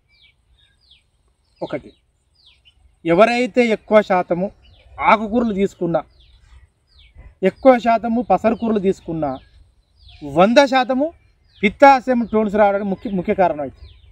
అది 100% వాస్తవం. అంటే కొలెస్ట్రాల్ ఎక్కువ పదార్థాలు తీసుకున్న వాళ్ళకు, ఆకుకూరలు ఎక్కువ పదార్థాలు తీసుకున్న వాళ్ళకు, అంటే ఆకుకూరలు కూడా ఉంటాయి కొలెస్ట్రాల్ తక్కువ ఉండే అలాంటి కాకుండా ఎక్కువగా ఉండే అలాంటి తీసుకున్న వాళ్ళకు, లేక జెనెటిక్ జన్యుతో వచ్చిన వాళ్ళకు, లేదంటే కాల్స్య పదార్థాలు ఎక్కువ తీసుకున్న వాళ్ళకు. కాల్స్య పదార్థాలు అంటే దుంపకూరలు ఉంటాయి, అలాంటి వాళ్ళకు ఖచ్చితంగా ఈ యొక్క లివర్ గాల్ బ్లాడర్లో ట్యూన్స్ వచ్చే అవకాశం ఉంటాయి. అది వచ్చినప్పుడు మనకు చూపించే విధానం ఏంటిది, ఇది మంచిగా ఆయుర్వేదాత్మనారా. ఎప్పుడైతే మన శరీరంలో పిత్తాశయంలో ట్యూన్స్ లాగా ఏర్పడినప్పుడు ఇది ఏం చేస్తుంది, దాదాపు ఏం చెప్పినా చిన్న పరిమాణం మొదలుకుంటే 4 ఇంచుల నుంచి 6 ఇంచుల నుంచి 8 ఇంచులు, 8 ఇంచుల నుంచి 10, 12 ఇంచుల వరకు ముదురు ఆకుపచ్చ రంగు కలిగి ఒక పొరమైన ఒక ముడత పైన ఒక పదార్థంగా పొరతోని అంటే ఆ యొక్క గాలి బ్లాడరు ఇమిడి ఉంటుంది. ఆ గాలి బ్లాడర్లో ఏముంటుంది, పైత్యరసం ఉంటుంది. ఎంత ఉంటుంది అది, దాదాపుగా 50 మిల్లీలీటర్ల వరకు ఉంటుంది. 50 మిల్లీలీటర్ల ఇంత ఉంటుంది. అది ఎప్పుడు ఉంటుంది, అది ఎప్పటి నిరంతరం స్టోర్ చేసుకుంటుంది. ఇప్పుడు మన ఆహారం తీసుకున్నాం, ఈ ఆహారం తీసుకున్నాక జీర్ణాశయంలో నోట్లో కొద్దిగా అయితే అన్నమయ్యకు జీర్ణాశయంకి వెళ్ళిపోతుంది. ఆ జీర్ణాశయంలో కొద్దిగా జీర్ణాశయం నుంచి చిన్న పేగులు జారేటప్పుడు ఈ యొక్క పైత్యరసానికి ఆటోమేటిక్ క్లోమగ్రంథి పైత్యరసం 2 ఈ చిన్న పేగులు జారుతుంది. ఎప్పటి జారది అంటే జీర్ణాశయంలో ఎంతవరకు ఆహార పదార్థం నుంచి అంటే జీర్ణాశయంలో ఆహార పదార్థము జీర్ణాశయంలోకి చిన్న పేగులు జరిగేంత వరకు అటు మంచిగా ఆయుర్వేదం అన్నమాట. చిన్న పేగులకు జరిగేంత వరకు ఈ పైత్యరసం అనేది జారుతూనే ఉంటుంది. అట్లా జారంగా ఎంతవరకు ఉంటుంది, మనం తీసుకునే ఒక 4 గంటలు మొదలుకుంటే 6 గంటల వరకు 8 గంటల వరకు జీర్ణం కంప్లీట్ అయిపోతుంది. ఇక తర్వాత జీర్ణాశయంలోకి అంటే ఇది పైత్యరసం చిన్న పేగులకు జారదిగా మళ్ళీ స్టోర్ చేసుకుంటుంది. ఏం చేస్తుంది, ఆటోమేటిక్గా స్టోర్ చేసుకుంటుంది. మళ్ళీ ఆహారం తీసుకున్నాం, మళ్ళీ ఆటోమేటిక్గా వేసుకుని జీర్ణం అవుతుంది. అట్లా దాని పిత్తాశయం చేసే ఒక క్రియ. ఆ క్రియలో ఆటోమేటిక్గా ఏమవుతుంది, ఎప్పుడైతే పైత్యరసానికి ఈ యొక్క టోన్స్ లాగా ట్యూనర్ లాగానో ఒక గాలి బూడర్ లాగానో ఏదో ఇబ్బంది అయ్యి ఆ పైత్యరసము ఆ యొక్క పిత్తాశయం నుంచి బయటకు వచ్చే ఒక ద్వారం ముఖం కాడ ఏదన్నా ఒక ట్యూనర్ లాగా ఏర్పడి ఏదన్నా ఒక టోన్స్ లాగా ఏర్పడి ఆ ద్వారం కవటం మూతపడదు అనుకోండి, ఆ పిత్తాశయం పైత్యరసం ఈ చిన్న పేగులోకి వస్తుందండి, 100% రాదు. ఇక రాక ఎప్పుడైతే జీర్ణాశయంలోకి చిన్న పేగులోకి ఆహారం జీర్ణం అవుతుంది కదా, అప్పుడు అవస్థ అవుతుంది. జీర్ణమైనంత కొద్ది అంటే చూడండి, మన ఆహారం తీసుకున్నాక 2 గంటల నుంచి దాదాపు 3 గంటల వరకు మన యొక్క శరీర స్థితిగతులను బట్టి ఆటోమేటిక్గా జీర్ణాశయం మొదలవుతుంది కదా. ఆ జీర్ణాశయం అయిందాక జీర్ణాశయం నుంచి ఆహార పదార్థం పూర్తిగా జీర్ణం అయిందాక ఎప్పటికీ మంట రావడమా, ఎప్పటికి నొప్పి రావడమా, ఎప్పటికీ విపరీతమైన అవస్థలు జరుగుతూ ఉంటాయి. ఇది పిత్తాశయం యొక్క బాధ్యత. చూడండి, అవస్థలే జరగంగా ఇంతకుముందు సహజంగా నార్మల్గా ఉన్నప్పుడు మన యొక్క మలమూత్రం మోషన్స్ మన మలము ఏ విధంగా రంగు వస్తే రంగు కూడా రాదు. అట్ట ఉండి ఉండి ఉండి ఇటు పిత్తాశయంలో టోన్స్ ఎక్కువ పెరుగుతూ ఉంటాయి. ఆ పెరిగి పెరిగి పెరిగి పెరిగి ఆ ఎక్కువ బ్లాస్ట్ అయ్యే అవకాశంగా వచ్చి అక్కడ పిత్తాశయం గాలిబాటు కంప్లీట్గా క్లోజ్ అయ్యి చివరికి పిత్తాశయం పూర్తిగా తొలగించబడుతుంది.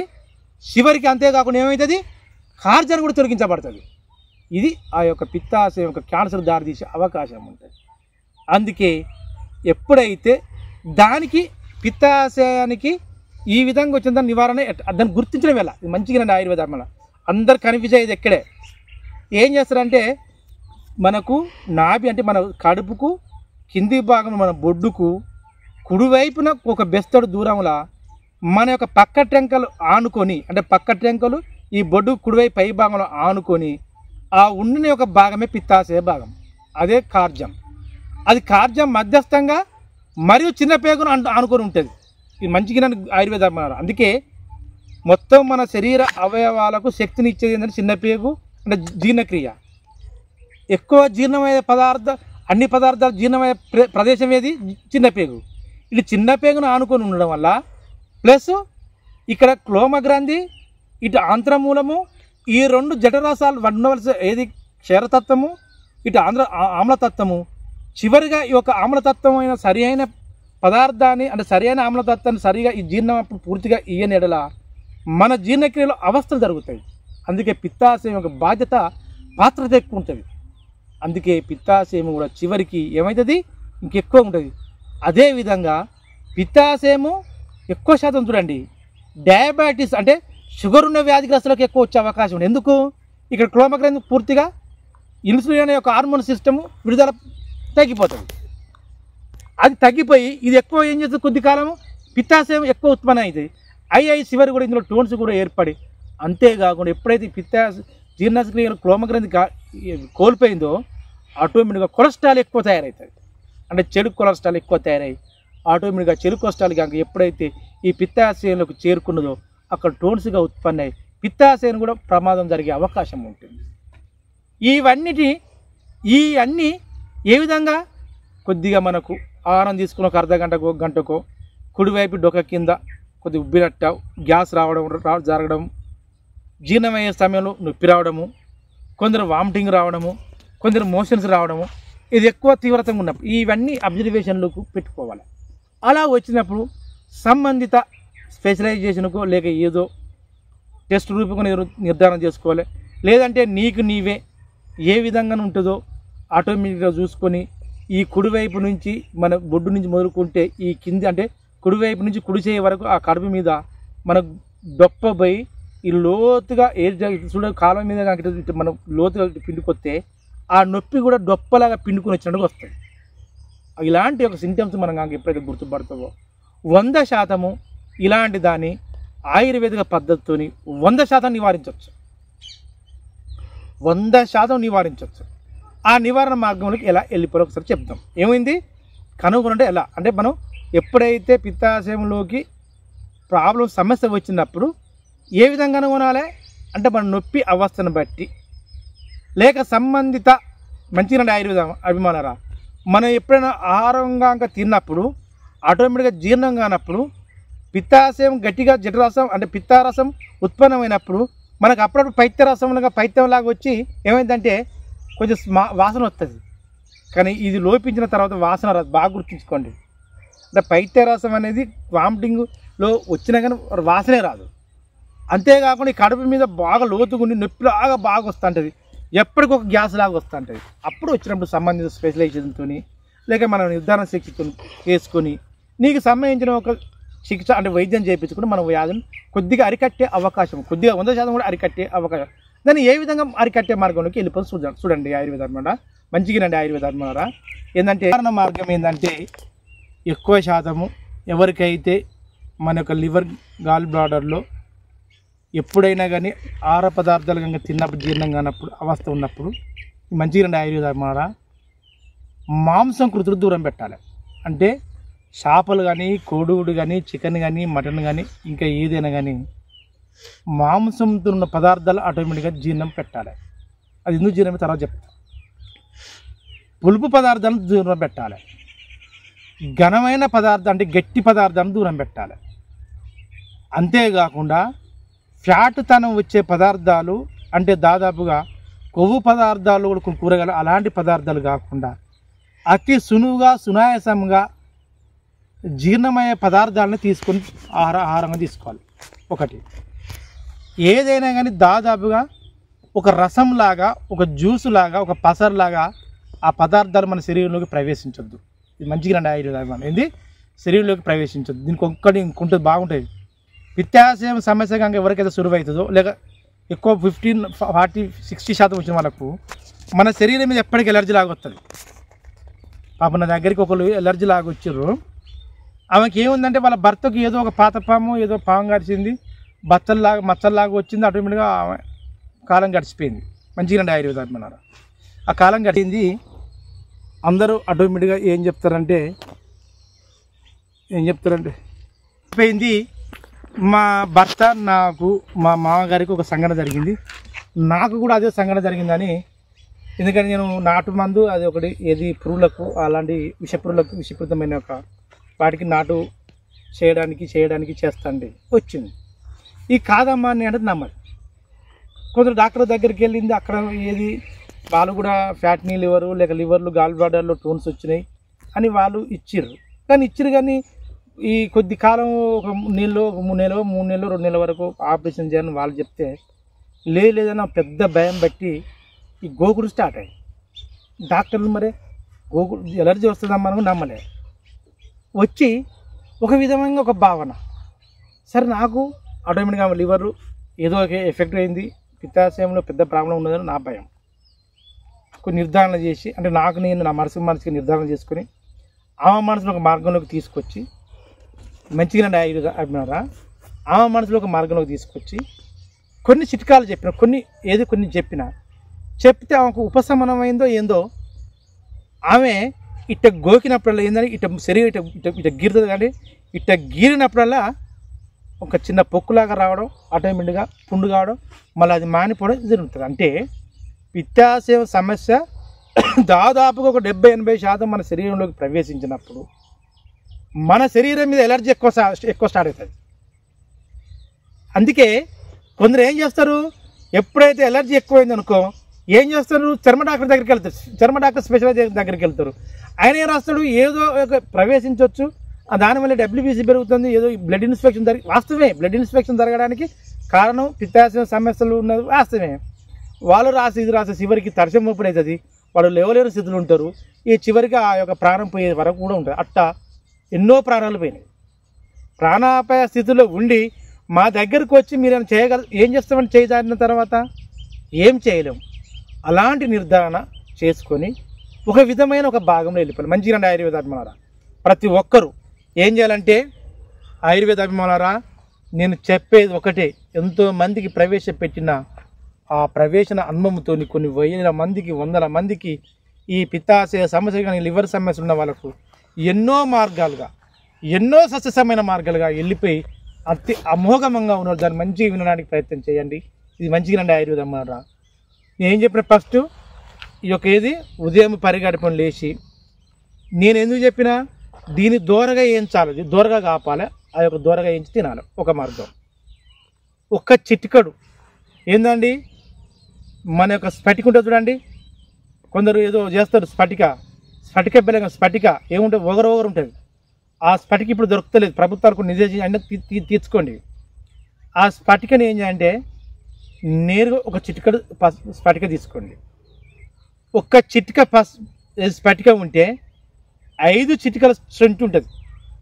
ఈ చిటిక అంటే ఒక వంతు 25% స్ఫటిక, 75 అంటే 70% సొంటి. ఈ 2 కలుపుకొని ఈ అరిచేతులు ఉంచుకొని మంచిగా అరిచేతులు వండుకొని ఇట్ట అనుకుంటా ఉదయం లేచి దాదాపుగా ఉదయం కాక లేచి మనం భూమి మీద అటు ఇటు నడుచుకుంటా దీన్ని ఇట్ట ఈ సొంటి ఏది ఈ స్ఫటిక 2 కలుపుకొని మన యొక్క అరిచేతులు మెత్తగా చూర్ణం చేసి ఈ అరిచేతులు కనుక ఇట్ట అద్దుకొని ఈ అద్దిన దాన్ని మంచిగానండి, ఈ అరిచేతులు అద్దుతాం కదండి, ఈ అరిచేతులు ఇది అద్ది ఈ బొట్టను ఇట్లా అద్దుకుంటూ అటు ఒక 20-10 నిమిషాలు నలుసుకుంటూ దీని నాలుక మీద ఏది ఇట్లా అద్దుకుంటూ నాలుక చప్పరించుకుంటూ ఇటు చేతిని ఈ వేలు కూడా చప్పరించుకుని నాక్కుంటూ ఒక 20 నిమిషాలు తూర్పు వైపు ముఖం చేసన్నా ఉత్తరం వైపు ముఖం చేసన్నా ఆటోమేటిక్గా స్పందించి నడుస్తుంటే మన శరీరంలో ఉన్న జఠరాసాలు పూర్తిగా ఉత్పన్నమై మన నోటి నుంచి కలిసిపోయి ఆటోమేటిక్గా మనకి ఎలాంటి జీర్ణాశయం ప్రతి జీర్ణం అవుతుంది. ఎప్పుడు చేయాలి ఇది? దాదాపుగా చెప్తుంది ఎప్పుడు చేయను, దాదాపుగా ఉదయం 7 గంటల నుంచి 8-9 అన్ని 9 గంటల వరకు వెళ్ళిపోవాలి. ఒకటి ఏది లివరు పిత్తాశయంలో ఎలాంటి ఒక గాలి బార్డర్ ఉండి మనిషి లేవలేని స్థితిలో ఉన్నప్పుడు సొంటి స్ఫటికతోని చప్పరించాలి. జీలకర్ర మరియు ఒక అంజురాకు ఇది చప్పరించిన 5-10 నిమిషాలకు ఇది నవలాలి. ఇదొకటి.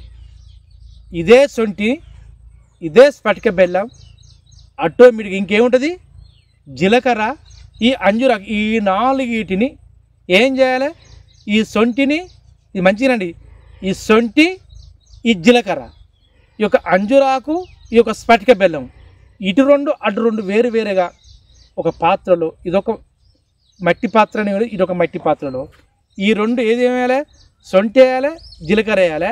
మింగేటప్పుడు ఆ విధంగా ఏది సొంటి స్ఫటిక బెల్లము జీలకర్ర అంజుర ఈ కలిపేటప్పుడు ఏం చేయాలంటే ఇది సొంటి జీలకర్ర స్ఫటిక అంజురాకును ఈ మెత్తగా చేసి ఒక పుట్ట మట్టన్న ఏం చేయండి, ఒక పుట్ట మట్టన్న లేదంటే ఒక రేగడి మట్టన్న తీసుకొచ్చి రోజు 1 కిలో 1/2 కిలో ఎప్పటికప్పుడు బాగా ఎండబెట్టి ఆ ఎండబెట్టిన దాన్ని మెత్తగా దంచి చెత్తా చెదరం లేకుండా ఒక స్టీల్ పాత్ర ఒక ఇత్తడి పాత్ర లేక గాజు పాత్రను నిల్వ చేసుకొని ఈ సొంటిది అండ్ జీలకర్ర ఒక భాగం నానబెట్టాలి, అంజూర ఆకు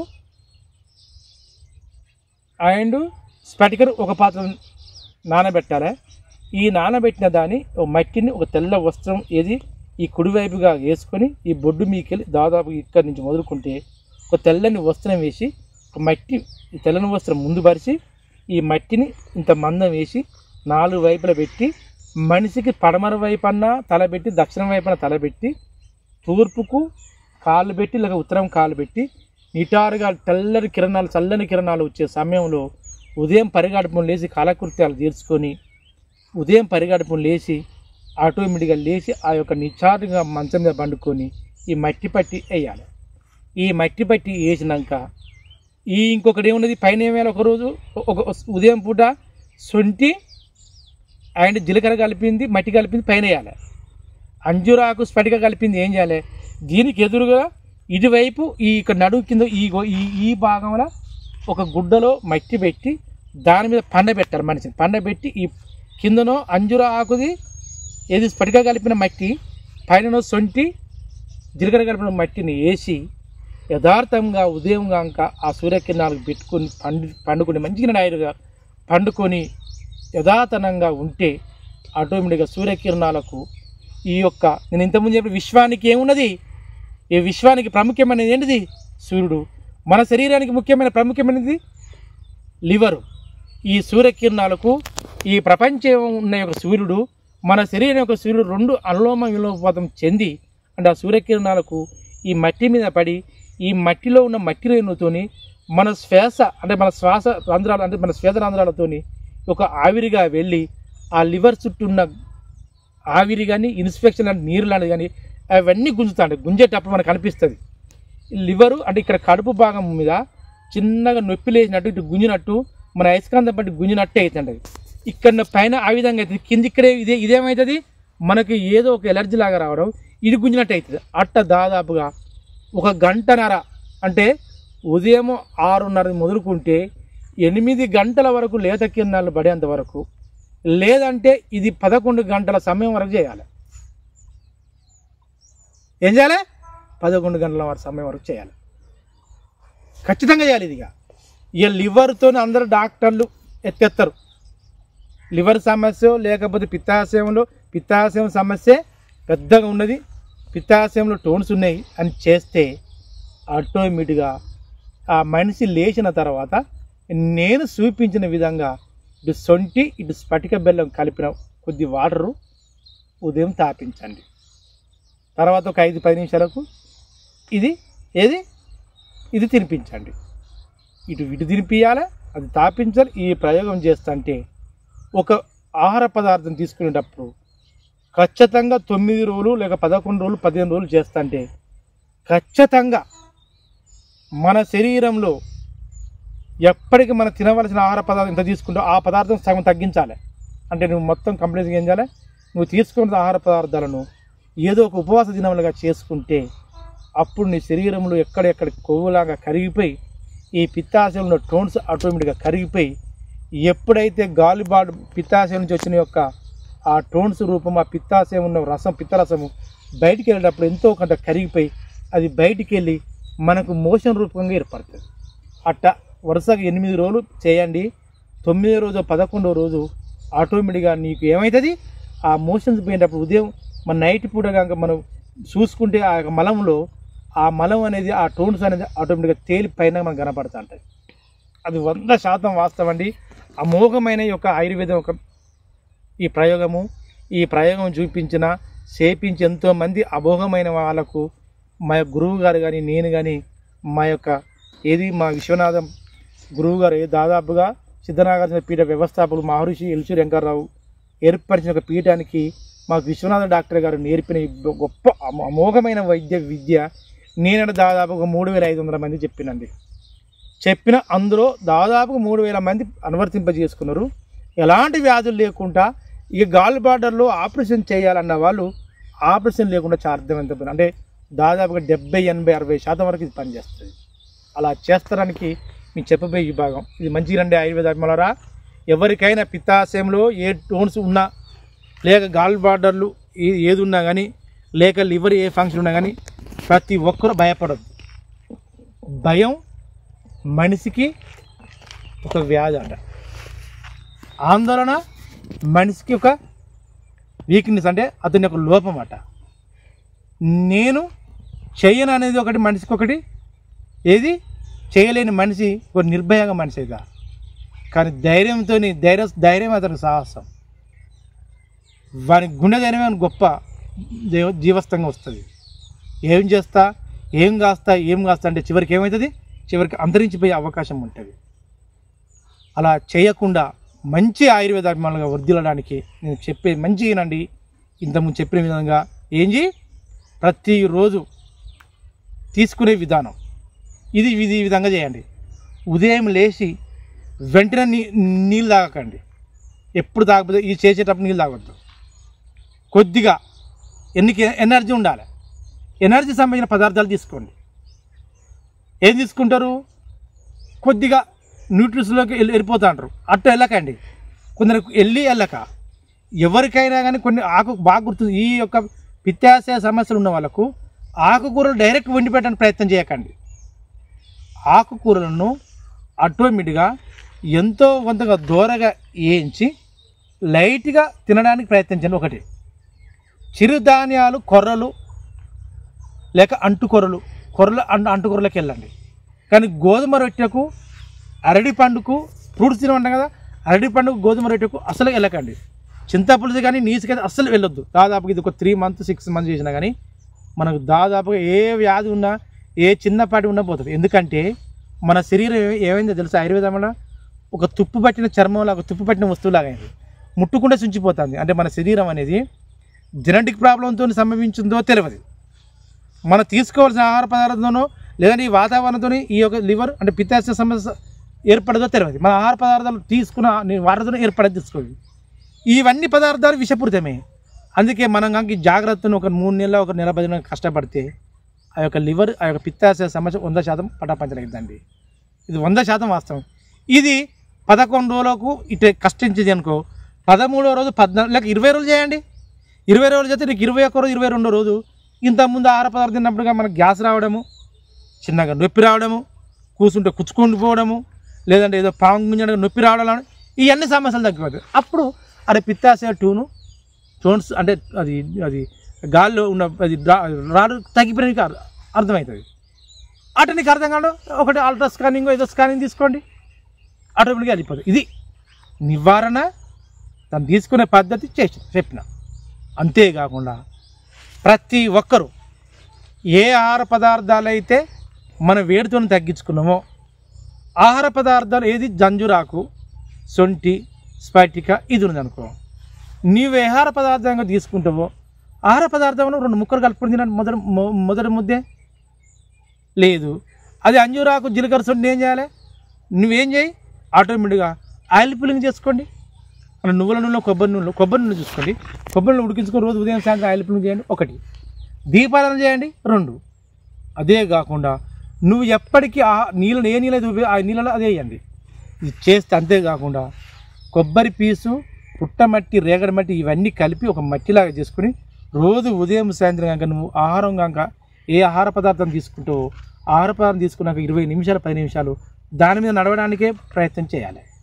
చేస్తే మన జీర్ణాశయంలో జఠరాశయాలు ఆటోమేటిక్గా ఉత్పన్నమై ఆటోమేటిక్గా నీ యొక్క లివర్ పిత్తాశయ సమస్య పూర్తి తగ్గిపోతుంది. ఇది 100% వాస్తవం అండి.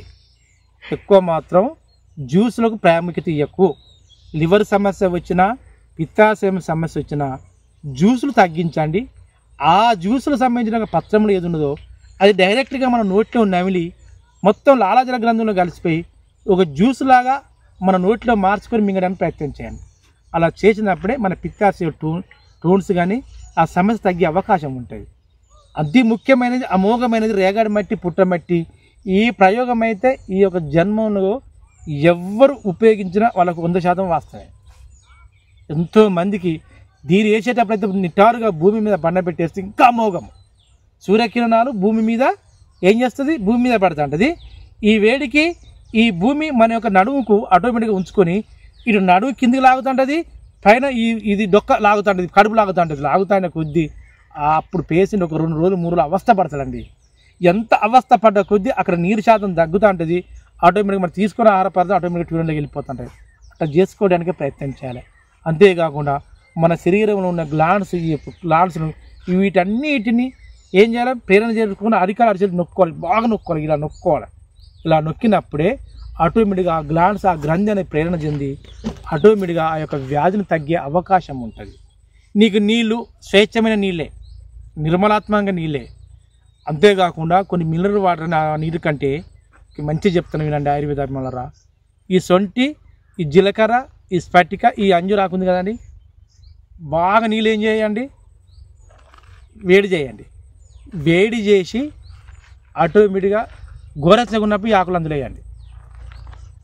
ఏంటి, సొంటి వేయండి, స్ఫటిక వేయండి, జీలకర్ర వేయండి, అంజూరాకండి. ఈ 4 వేయండి. ఈ 4 వేసినాక ఏం చేయండి, ఎంతో కొంత ఆకు మాడుతుంది కదా, పూర్తిగా మాడదు. ఆకు మార్చిన తర్వాత వడపోసుకొని తాగండి, లేక అట్లా తాగండి. మీరు వండుకునే వంటకాలు ఈ పేషెంట్ ఉంటుంది కానీ ఈ పేషెంట్కు ఆ నీళ్ళతోనే వంట చేయండి, ఆ నీళ్ళతోనే పెట్టండి. ఎంత అమోఘం అంటే ఇక వైద్యము ఇక వద్దురా నాకు మంచి ఆగున్నారు అనుకొని ఆ వైద్యుడు నిలబడాలి. అంత అమోచితమైన వైద్యం అనమాట. వీళ్ళందరూ చేస్తారని యావత్ ప్రపంచ లోకంలో మన శరీరంలో అతి అమోఘమైన అవయవం ఏంటంటే పిత్తాశయము. అతి చిన్న అవయవం ఏంటంటే పిత్తాశయమే. అతి చిన్నగా ఉన్నా కానీ అవయవము శరీరాన్ని మొత్తం ఏకాగ్రతంగా చేసి ఒకటే తాటి మీద తీసుకొచ్చే ఏంటంటే పిత్తాశయమే. అందుకే ఈ పిత్తాశయం సమస్య చిన్న సమస్య చూసుకోవద్దు, పెద్ద సమస్య క్యాన్సర్ దాడి చేసే అవకాశం ఉంటుంది. అలా ఆపరేషన్ చేయంగా ట్యూనర్ చేయంగా ఎన్నిసార్లు చేస్తారండి? ఒకసారి పోతుంది, 2 సార్లు పోతుంది, 3 సార్లు పోతుంది, అంత చేయంగా చిన్న పిల్లకలకు వచ్చి క్యాన్సర్ దారితీస్తుంది. అది కొద్ది సమస్యగా ఉన్నప్పుడు ఆటోమేటిక్గా ఏంది ఈ యొక్క ఆహార పదార్థాలు దూరంగా పెట్టుకుంటే, నీసు పదార్థాలు దూరంగా పెడితే మనం క్యాన్సర్ని కూడా అధిగమించవచ్చు. ఎంతోమంది ఉన్నారు మన క్యాన్సర్ని అధిగమించిన వాళ్ళు. దానికి ఒక ఉదాహరణ చెప్పారండి. మన మెగాస్టార్ చిరంజీవి, ఇది మన తెలుగు రాష్ట్ర చిరంజీవి సినిమా హీరో, క్యాన్సర్ను అధిరోహించిన గొప్ప వ్యక్తి. ఆయన చెప్తారు, ఎందుకంటే ఆయన కోట్లు ఉన్నారు, ఏమి లేదు, ఆయన క్యాన్సర్ రాకుండా కాదు. ఆయన చాలా ఇంటర్వ్యూలు చెప్పిండు. పెద్ద ఎత్తున వాళ్ళు ఒక హాస్పిటల్ సంబంధికులు ఒక అపోలో హాస్పిటల్ మొత్తం ఆయన మీద డిక్షనరీ లాగా ఒక పిహెచ్డి లాగా చేసి, కొందరు డాక్టర్లే పిహెచ్డి చేసిన ఆయన మీద. ఆయన కంప్లీట్గా ఆహారం తీసుకోడు, ఓన్లీ ఈ పండ్ల యొక్క ముక్కలే, జ్యూస్ కూడా కాదు. కొందరు జ్యూస్ అని చెప్తారా, ఈయన ఓన్లీ ముక్కలని, అంటే పండ్ల యొక్క ఫ్రూట్స్నే తీసుకోవడం మొదలుపెట్టిండు. ఎందుకు? క్యాన్సర్ తగ్గడానికి. ఆయన వాస్తవంగా ఆహారం తక్కువ తీసుకుంటాడు. ఆ క్యాన్సర్ గురించి 2.5 సంవత్సరాలు పోరాడిండు. ఇప్పుడు చూడండి ఎంత యంగ్గా ఉన్నాడో. దాదాపుగా ఆయన 60-70 సంవత్సరాల వరకు ఉంటాడు. అంటే క్యాన్సర్ వచ్చిన నిరోధక శక్తి మన యొక్క ఆయుర్వేదంలో పళ్ళ రసాల్లో, పళ్ళల్లో, జ్యూస్లలో, పత్రంలో ఉన్నాయన్నమాట. అంటే ఆయనే కాదు, ఎంతోమంది పేదరికాలు ఉన్నారు. ఇప్పుడు మధ్యమ ఛానల్ చూడండి, సోషల్ మీడియాలో చూడండి, యూట్యూబ్ ఛానల్ చూడండి, అంతే ఇంటర్వ్యూలు చూడండి, పెద్ద బిగ్ ఛానల్ చూడండి, ఇంటర్వ్యూలు ఇస్తారు. క్యాన్సర్ వస్తుందని మనం భయపడదు, కానీ మనం చేయక మోరుదోపుతనం చేసి మనం ఏదో చేద్దామని డాక్టర్ దగ్గరికి వెళ్తే ఇల్లు గుళ్ళు అవుతుంది, ఒళ్ళు గుళ్ళు అవుతుంది, జేబు గుళ్ళు అవుతుంది, చివరికి నువ్వు శవాన్గా మారుతావు. నేను మొన్న చెప్పినట్టే ప్రతి మనిషి ప్రతిసారి ఆహారం తీసుకునేటప్పుడు ఏకాగ్రతంగా తినాలి. తీసుకున్న ఆహార పదార్థాన్ని అరిగిన దాకా దాదాపుగా నడుచుకుంటూనే నేల మీద నడవడానికి ప్రయత్నం చేయాలి. ఉదయం సాయంత్రం దాదాపుగా ఏం చేయాలి, ఏది సూర్యకిరణాలు పడేటట్టు ఉండాలి. 6 సార్లు 20 సార్లు ఎక్కువగా ఏదట్టుగా పుక్కిలించి ఉంచాలి. ఈ పదార్థాలు ఎవరైతే ఆహారీషన్లుగా కష్టిస్తున్న వాళ్ళకి ఏ వ్యాధులు రాదు. ఇది 100% వాస్తవాన్ని వీళ్ళందరూ చేసుకుంటూ, అంతేకాకుండా ఆయుర్వేద అభిమానం చేసుకుంటూ, అంతేకాకుండా ప్రతి మనిషి నేను చెప్తున్నా, ప్లాస్టిక్ కుర్చీల మీద కూర్చోకండి. ఏ దొరకకుండా కొబ్బరి పీస్ తీసుకొచ్చి ఆ కొబ్బరి పీస్ ఏదో క్లాత్ కూడా దాని మీద కూర్చోవడానికి ప్రయత్నం చేయండి. చెప్పులు కానీ ప్లాస్టిక్ మీద ప్రాముఖ్యత ఇవ్వకండి. మన శరీరానికి ఎలాంటి ఒక చెప్పులు మనకు పడుతుంది, అది మీరు అనుసరించండి. ఆహార పదార్థాలు విషపూరితమైన ఒక పదార్థాలు వస్తున్నాయి. ఈ మార్కెటే అంటే ప్రపంచమే విషయమైంది, ఇక మార్కెట్ విషయం కదండి. ఇంతకుముందు చెప్పలేదు, ఫస్ట్ స్టార్టింగ్లో ఏమని చెప్పిందండి, మనం అధికరించుకోవడానికే, వాళ్ళ వైపు తిప్పించుకోవడానికే, వాళ్ళ మూలాధారం యొక్క ఆస్తులు అంతస్తులు ధనమును సంపాదించుకోవడానికి మనకి ఎన్నో విధాలుగా వస్తున్నాయి. అలాంటి రావడానికి మనకి పెద్ద కారణం అవుతుంది. అంతేకాకుండా ఒకే విధమైన ఆహార పదార్థాలు తీసుకోకండి. అంటే గటక తాగిన వాళ్ళు అనుకోండి, ఈ గటకే 3 నెలలు తాగొద్దు. ఒకరోజు గటక, ఒకరోజు ఆహార పదార్థం, ఒకరోజు అట్ట. అంతేకాకుండా ఫ్యాట్ని అంటే పిత్తాశయ సమస్య వచ్చిన వాళ్ళు కానీ సగం ఆహారానికి చనిపోవాలి. అంటే అంత ఉపవాసంగా ఉంటామని తినాలి. ఆ తిన్నప్పుడే అక్కడ పిత్తాశయం గడులు కానీ, లేక మన యొక్క లివర్ కానీ, మన చిన్న పేగ్ కానీ ఎక్కువ శాతము యాక్టివేషన్ అయి వ్యాధి నిరోధక శక్తి పెరిగి ఎప్పుడో ఒకసారి ఆ యొక్క పిత్తాశయంలో ఉన్న యొక్క టోన్స్ కరిగిపోయి ఆటోమేటిక్గా బయటకు వచ్చే అవకాశం ఉంటుంది. అది 100% వాస్తవం. నేను చెప్పిన యొక్క మట్టి ప్రయోగం మాత్రం అమోఘమైన ప్రయోగము. దీన్ని అందరూ ఉపయోగించుకోవడానికి ప్రయత్నం చేయాలి. ఇంకా చెప్పేది ఎవరైతే ఉంటారో ఆ ఉన్న సమస్యలు డైరెక్ట్ మాకు ఫోన్ చేయండి. ప్రతి ఒక్కరికి నేను 2 చేతులు జోడించు చెప్తున్నా, ఏదో ఆశించి మీ నుండి ధనం లబ్ధి పొందుడు కాదు. ప్రజాక్షేమం అనే ఒక క్షేత్రంలో ఈ విశ్వంలో అన్ని మార్కెట్ అయిపోయినాయి. చదువు మార్కెట్ అయిపోయింది, విజ్ఞానం మార్కెట్ అయిపోయింది, వైద్య మార్కెట్ అయిపోయింది, జీవన విధానాలు మార్కెట్ అయిపోయింది, వ్యాపార మార్కెట్ అయింది, అన్ని మార్కెట్ అయింది. చివరికి పేదవాడు కానీ వ్యాధిగ్రస్తుడు కానీ ఎన్నో లక్షల కోట్లు ఉన్న వ్యాధిగ్రస్తుడు కూడా సతమతం ఏ విధంగా నేను బతకాలని ఆ రోజు వచ్చని ఎడుతున్నారు. అలాంటి కాకుండా మంచి ఒక లక్ష్య సాధనకై మేము పెట్టిన ఒక ట్రస్టు, మంచి ఉద్దేశంతో ప్రతి ఒక్కరు ప్రార్థించేది ఒక్కటే, ఈ సృష్టిలో దాదాపుగా అమోఘమైన యొక్క ఈ జీవకోటిలో ఒక 50-60% సహజ సంపద కోల్పోయినామండి. దాదాపు 70% వరకు కూడా కోల్పోవచ్చు, 80% వరకు కూడా కోల్పోవచ్చు. తిరిగి మనం పునరావృతం చెందలేము. ఈ యొక్క పిత్తాశయం అనే యొక్క ఆ చెట్ట రసాలు ఎంత మన జీవితానికి మనోభావం కలిగిస్తుందో మన శరీరాన్ని కూడా ఈ పిత్తారసం కూడా అంత మనోభావం కలిగిస్తుంది. ఇక్కడ చెట్టరసాలు వీటి యొక్క అనుభవం లేకపోతే మనం బతకగలుగుతామండి? 100% బతకలేము. ఇక్కడ జఠరసంలో ఉన్న పిత్తాశయం లేకపోతే 100% కూడా కష్టతరమే. అలా కాకుండా మంచి ఆయుర్వేద అభిమానంగా వర్ధిల్లాలని ప్రతి ఒక్కరిని ప్రార్థించేది ఒక్కటే, ఈ సంవత్సరం 2025 జూన్ 8వ తారీఖు 9వ తారీఖు అనుకోండి, ప్రతి ఒక్కరు ప్రవేశపెట్టి, అంతేకాకుండా ప్రతి ఒక్కరూ నేను చెప్పేది ఒకటే, 100% చెట్లు పెట్టడానికి ప్రయత్నం చేయండి. అమోఘమైన పదార్థాలు, కాల్స్య పదార్థాలు తక్కువ తీసుకోండి, పీచు పదార్థాలు ఎక్కువ తీసుకోండి, నీసు పదార్థాలు అసలు తీసుకోకండి. ఎక్కువ శాతం నేల మీద నడవడానికి ప్రయత్నం చేయండి. ఎక్కువ ఆహార పదార్థంలో ఉన్న వరి ధాన్యంతో ఉన్న పదార్థాలు తీసుకోకండి. చిరుధాన్యాలు తీసుకొని మకుడం లేని ఒక మహారాజుగా మంచి ఆయుర్వేద అభిమానంగా వర్ధిల్లాలని యావత్ ప్రపంచ లోకంలో ప్రతి ఒక్కరికి చెప్పేది ఒకటే, ఇప్పుడు ఎక్కువ శాతం ఎవరికో ఒకరికి వచ్చేది పిత్తాశయం టోన్స్ అని ఇప్పుడు అందరికీ సంభవిస్తుంది. లావున్న వాళ్ళకు, షుగర్ ఉన్న వాళ్ళకు, లేక ఏమి లేని వాళ్ళకు, ఆయాసంతో ఉన్న వాళ్ళకు, ఏ వ్యాధితో బాధపడే వాళ్ళకు ఖచ్చితంగా పిత్తాశయం ఎక్కువ ఉంటుంది. ఎందుకు? ఎప్పుడైతే ఎక్కువ మోతాదుగా ఏ వ్యాధితో ఉన్నప్పుడు ఇది క్లోమగ్రంథి, ఇది దాదాపు ఆమ్లతత్వం ఏర్పడడం తక్కువ, అంతరంలో తక్కువ ఉన్నప్పుడు పిత్తాశయం ఎక్కువ బాడిన పడ్డప్పుడు పిత్తాశయంకి ఏదైనా లోపం వచ్చే అవకాశం ఉండదు. అలాంటివి కాకుండా మంచి ఆయుర్వేద వర్ధిల్తను ఆశించుకుని మీద సెలవు తీసుకుంటూ, జై ఆయుర్వేదం, జై జై ఆయుర్వేదం, జై హింద్.